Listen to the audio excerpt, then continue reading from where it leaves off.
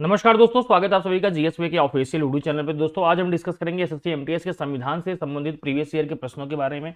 आज वो ऐसे प्रश्न होने वाले जो ज्यादा बार पूछे गए हैं और लेटेस्ट पूछे गए थे, उन्हीं प्रश्नों को डिस्कस करेंगे। संविधान का एक पार्ट और मैंने बनाया था, आज उसका दूसरा पार्ट होने वाला है। तो चलिए वीडियो को स्टार्ट करते हैं। एक बार लाइक और शेयर जरूर करिएगा। अगर चैनल पर नए होंगे चैनल को सब्सक्राइब जरूर कर लीजिएगा। तो आज का पहला प्रश्न है आपका, निम्नलिखित में से कौन भारतीय संविधान सभा के पहले अस्थायी थे जिसकी बैठक 9 दिसंबर 1946 को हुई?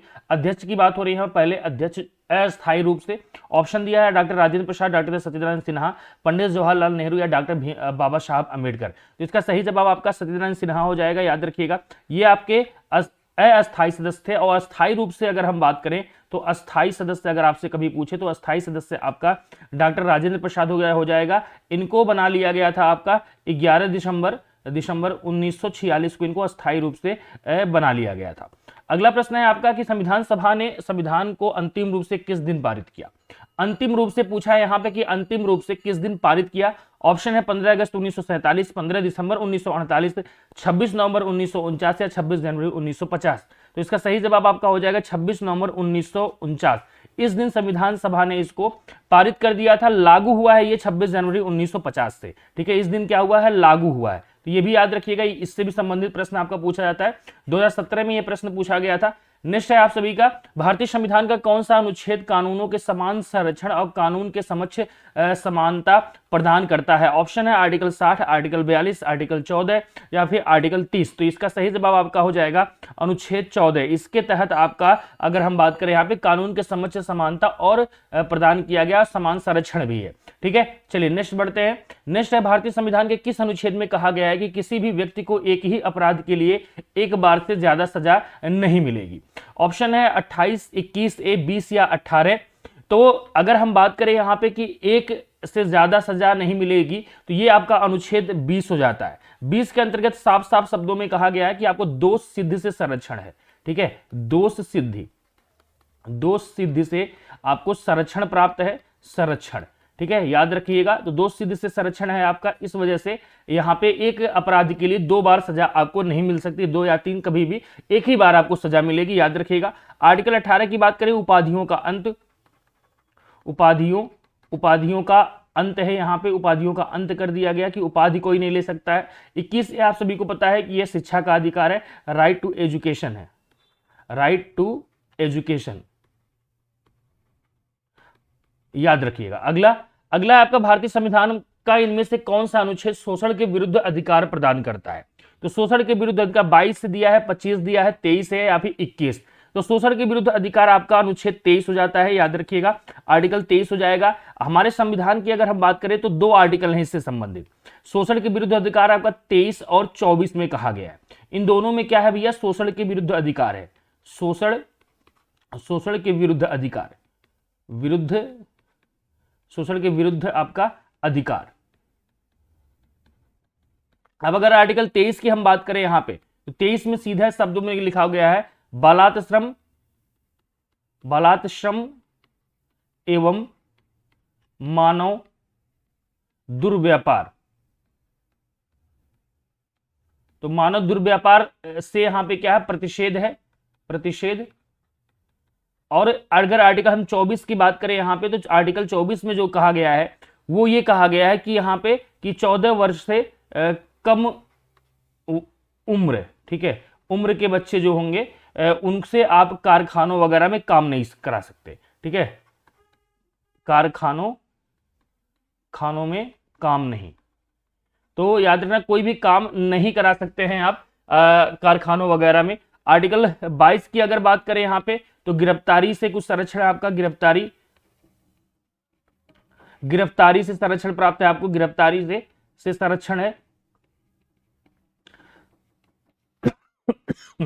तो ये इंपॉर्टेंट हो जाता है आपका प्रश्न यहां पे। ठीक है, इस तरीके से। तो 23 और 24 है, कभी आर्टिकल पूछे आपका 23 और 24 में है। आर्टिकल 21 में प्राण एवं दैहिक स्वतंत्रता है, प्राण एवं दैहिक स्वतंत्रता, प्राण एवं दैहिक स्वतंत्रता की बात आपका आर्टिकल 21 कहता है। अगला प्रश्न आपका कह रहा है कि भारतीय संविधान का अनुच्छेद 23 और 24 निम्नलिखित में से किस मौलिक अधिकार से संबंधित है? अभी मैंने आपको बताया था कि किसके? शोषण के विरुद्ध अधिकार। तो ऑप्शन नंबर यहां पे क्या हो जाएगा? ए इज द राइट आंसर हो जाएगा। राइट टू अगर हम बात करें यहाँ पे तो शोषण के विरुद्ध आपका अधिकार है, ये याद रखना। समानता का अधिकार अगर बात करें तो आर्टिकल की अगर बात किया जाए तो 14 से लेकर के 18 तक आपका समानता का अधिकार है। स्वतंत्रता का अधिकार बात करें अगर हम यहाँ पे तो आर्टिकल अगर बात करें 19 से लेकर के आपका 22 तक स्वतंत्रता का अधिकार हो जाता है। धार्मिक स्वतंत्रता का अधिकार आपका 25 से लेकर के आपका 28 तक आपका धार्मिक स्वतंत्रता का अधिकार आपका आ जाता है। ये 2022 में प्रश्न पूछा गया था। अगला है भारतीय संविधान के निम्नलिखित में से किस अनुच्छेद में धन विधेयक की परिभाषा दी गई है।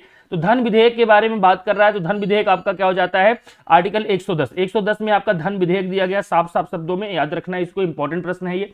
नेक्स्ट संविधान के अनुच्छेद 280 के तहत भारत के वित्त आयोग का गठन डॉट द्वारा किया जाता है। वित्त आयोग की बात कर रहा है, आपको सभी को पता है कि 280 में वित्त आयोग है।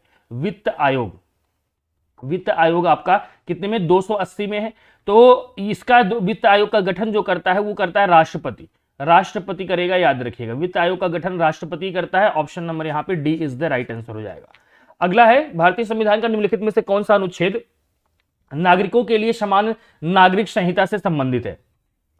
समान नागरिक संहिता आपका आर्टिकल 44 में लिखा गया है। इंपॉर्टेंट प्रश्न है, ठीक है। आपको 42, 45 और 40 ये आपको बताना है, क्योंकि मैंने अपनी पिछली वीडियो में इसके बारे में चर्चा कर रखी है। आप लोग कमेंट करके जरूर बताइएगा कि 42 में क्या है, 45 में क्या है, 40 में क्या है। ये तीनों के चारों आर्टिकल आपके डीपीएसपी से संबंधित है, राज्य के नीति निर्देशक तत्वों से संबंधित है आपके।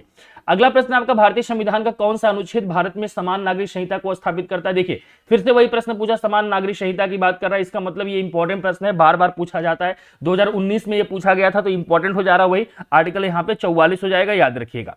अगला प्रश्न आपका कि डॉक्टर बी.आर. अम्बेडकर द्वारा किस अनुच्छेद को भारतीय संविधान का हृदय तथा आत्मा के रूप में वर्णित किया गया है। तो इसका सही जवाब आपका हो जाएगा अनुच्छेद 32। इसमें लिखा गया आपका संवैधानिक उपचारों का अधिकार,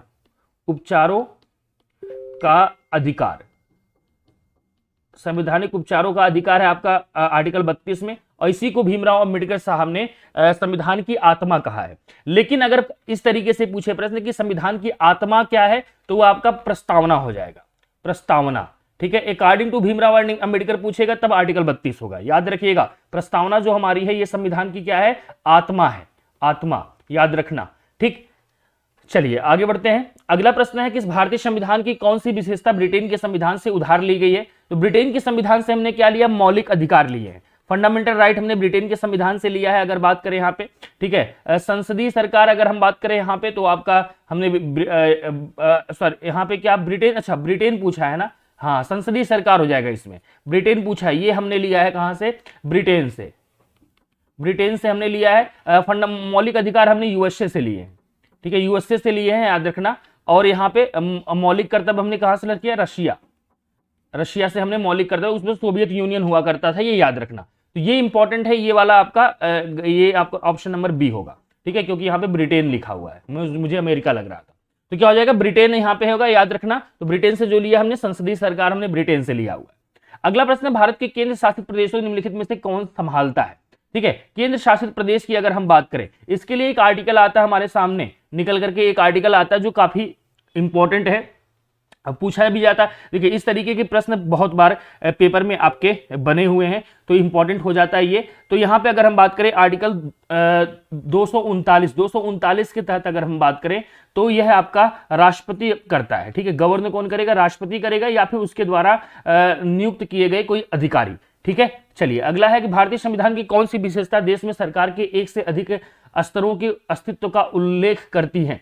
अतिवाद, संघवाद, धर्मनिरपेक्षता या उदारतावाद, यहाँ पे संघवाद हो जाएगा, फेडरलिज्म जो हो जाएगा इसका सही जवाब। अगला है कि भारत के संविधान में किस प्रकार की नागरिकता का प्रावधान है। तो हमारे संविधान की अगर हम बात करें, एकल नागरिकता की बात की गई है। ठीक है, एकल नागरिकता है और कोई नागरिकता हमारे संविधान में सिंगल सिटीजनशिप की बात हमारे यहाँ की जाती है। 2022 में पूछा गया था, इंपॉर्टेंट प्रश्न है। नेक्स्ट आपका इनमें से कौन सा एक मौलिक अधिकार है, चुनाव का अधिकार, सूचना का अधिकार, मौलिक कर्तव्यों का अधिकार या संवैधानिक उपचारों का अधिकार। तो आपका क्या हो जाएगा यहाँ पे, ऑप्शन नंबर डी हो जाएगा, क्योंकि संवैधानिक उपचारों का अधिकार जो है वो किस आर्टिकल में, आर्टिकल 32 के तहत है ये। ठीक है, याद रखना। लेकिन यहाँ पे सूचना का अधिकार, राइट टू इन्फॉर्मेशन जो आपका, ये भी आपका एक क्या है, फंडामेंटल राइट ही है, लेकिन इसको सुप्रीम कोर्ट ने कहा था याद रखना सुप्रीम कोर्ट ने कहा था कि ये एक आपका फंडामेंटल राइट होगा, सुप्रीम कोर्ट के निर्णय के हिसाब से है ये निर्णय, ठीक है, याद रखना ये निर्णय के हिसाब से है, लेकिन हमारे संवैधानिक उपचारों का अधिकार हमारे संविधान में ही दिया गया है, इस वजह से यहाँ पे प्रश्न आपका संवैधानिक उपचारों का अधिकार जो है आपका यह मौलिक अधिकार होगा, ठीक है। चलिए अगला प्रश्न है कि 42वें संशोधन के माध्यम से निम्नलिखित में से किसे भारतीय संविधान में डाला गया।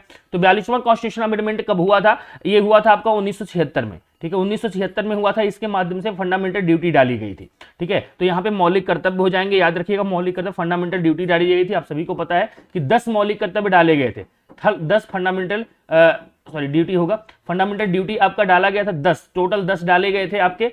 बाद में 86वां कॉन्स्टिट्यूशन अमेंडमेंट होता है, संविधान संशोधन होगा 2002 में, और इसके माध्यम से याद रखिएगा कि एक फंडामेंटल ड्यूटी और डाली गई, फंडामेंटल ड्यूटी आपकी और डाली गई। तो टोटल मिलाकर के अभी जो हमारे संविधान में है वो टोटल 11 फंडामेंटल ड्यूटी है, ठीक है, फंडामेंटल ड्यूटी मौलिक कर्तव्य आपके 11 है टोटल मिलाकर के, ठीक है। चलिए अगला प्रश्न है, अच्छा इससे प्रश्न और भी पूछता है एक एक कि किस समिति की सिफारिश पे हुआ था। तो स्वर्ण सिंह समिति, ठीक है, स्वर्ण सिंह समिति, ठीक है, इससे संबंधित है आपकी सरदार स्वर्ण सिंह समिति, पूरा नाम है सरदार स्वर्ण सिंह समिति से ने सिफारिश किया था फंडामेंटल ड्यूटी की।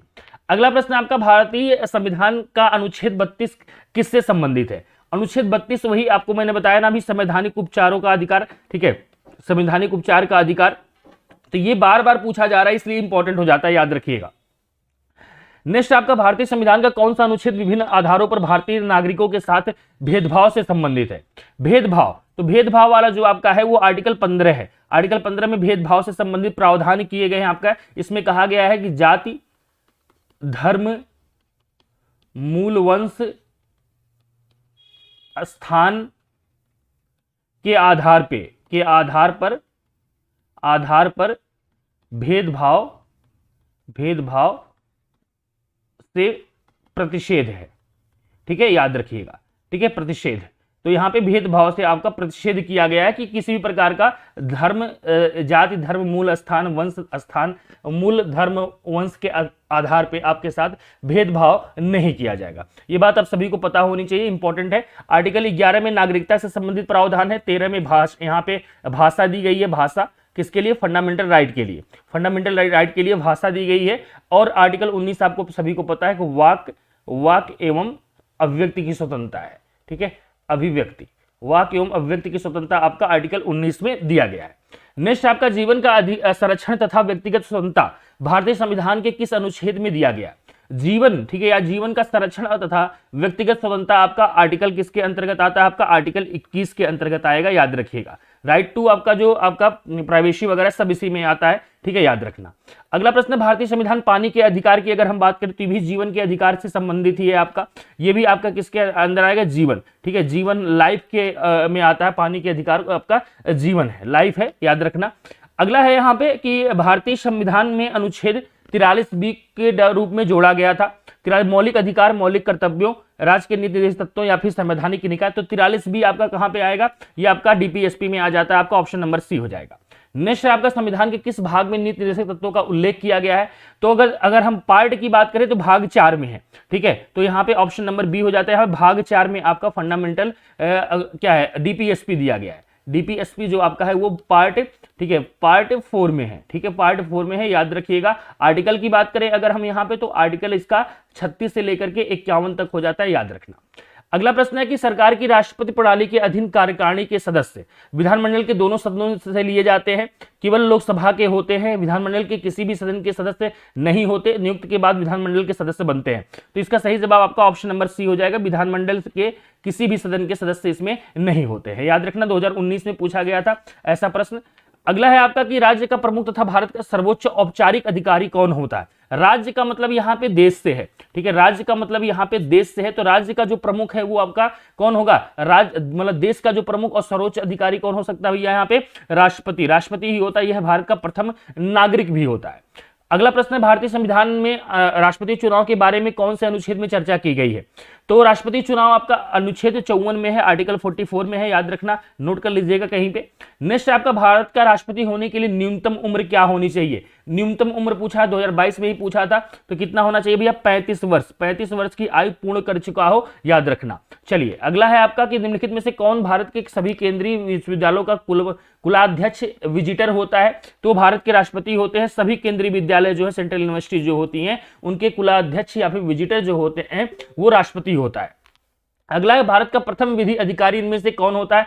तो प्रथम विधि अधिकारी बात करें हमें अटॉर्नी जनरल। अटॉर्नी जनरल जो हमारा है महान्यायवादी जो होता है, ये प्रथम विधि अधिकारी होता है। अगर आर्टिकल की बात करें तो हमारे संविधान में 76 से संबंधित है ये। ठीक, चलिए अगला है कि संसद का सत्र डॉट से शुरू होता है। तो संसद का जो सत्र होता है वो कब किस काल से शुरू होता है? यहाँ पे किस आर से शुरू होता है? तो ये प्रश्न काल से। ठीक है, क्वेश्चन आर से शुरू होता है, याद रखिएगा। ठीक है, याद रखना सभी लोग, इंपॉर्टेंट है प्रश्न ये, 2022 में ही पूछा गया था। नेक्स्ट है कि राज्यसभा का सदस्य बनने के लिए किसी भी व्यक्ति का भारतीय नागरिक और कम से कम डॉट आयु का होना चाहिए। राज्यसभा की बात कर रहा है कि राज्यसभा का सदस्य होने के लिए न्यूनतम आयु की क्या होनी चाहिए? तो राज्यसभा का सदस्य बनने के लिए आपको 30 वर्ष की आयु होनी चाहिए। ठीक है, अगर लोकसभा आपसे पूछता तो लोकसभा के लिए 25 वर्ष चाहिए। लोकसभा के लिए आपको 25 वर्ष की आयु होनी चाहिए, याद रखिएगा। नेक्स्ट है आपका कि लोकसभा अध्यक्ष अपना इस्तीफा निम्न में से किसे सौंपता है? इस्तीफा, तो इस्तीफा आपको किसे? लोकसभा के उपाध्यक्ष को। जो लोकसभा के उपाध्यक्ष डिप्टी स्पीकर जो होंगे उनको अपना ये इस्तीफा दे सकते हैं। नेक्स्ट है आपका कि राज्यसभा का सभापति कौन होता है? तो ये आप सिंपल सा प्रश्न है यहाँ पे, राज्यसभा का सभापति कौन होता है? 2022 में पूछा गया था, 2019 में भी पूछा गया है, 2021 में भी ये प्रश्न पूछा गया है। तो क्या हो जाएगा? भारत के उपराष्ट्रपति, याद रखिएगा, इंपॉर्टेंट प्रश्न है।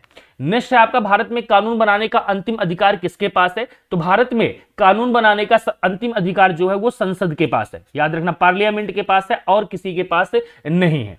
नेक्स्ट है आपका कि भारत की राज्यसभा में कुल कितने सदस्य हैं? तो भारत की राज्यसभा की बात हो रही है यहाँ पे, तो 245 सदस्य, अभी 245 मेंबर है, जिसमें से 12 जो होते हैं मनोनीत होते हैं। मनोनीत, और कौन करता है मनोनीत? इनको राष्ट्रपति करता है। राष्ट्रपति इनको मनोनीत करता है, याद रखिए, कला से। ठीक है, कला, विज्ञान, ठीक है, विज्ञान से, खेल से, ठीक है,